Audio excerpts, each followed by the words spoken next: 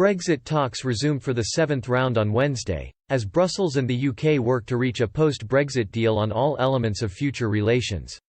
So where do we stand on UK-EU trade talks now?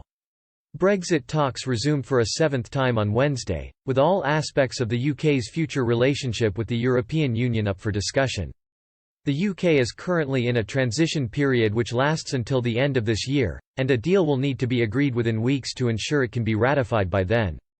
The transition period ends on December 31, 2020, and the EU's chief negotiator Michel Barnier said a deal would need to be decided by October at the latest for it to be ratified by the end of the year. This week's talks are the last scheduled negotiating round before autumn, with both sides saying talks would continue in September. British chief negotiator David Frost and Mr Barnier dined together on Tuesday ahead of the talks.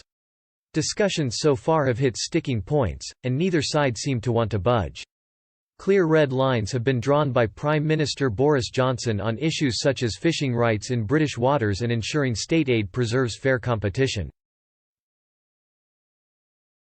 Fishing rights is one big sticking point for both sides, and neither seem ready to compromise.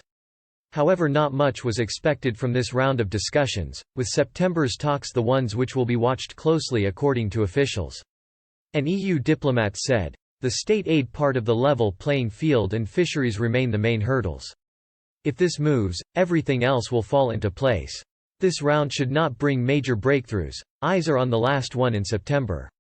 The UK has ruled out any chance of extending the December deadline, and if the two sides cannot strike a deal, trade between Britain and the EU will be on World Trade Organization terms. This would include tariffs and quotas and complicated for businesses. Mr Barnier last month said the level playing field was the biggest remaining hurdle, but also listed energy and transport cooperation, as well as rules on marking the origin of products. One EU official, who is closely involved in the post-Brexit trade talks, told Politico, "The UK desperately needs this deal. If the clock is ticking, reality will start to sink in London.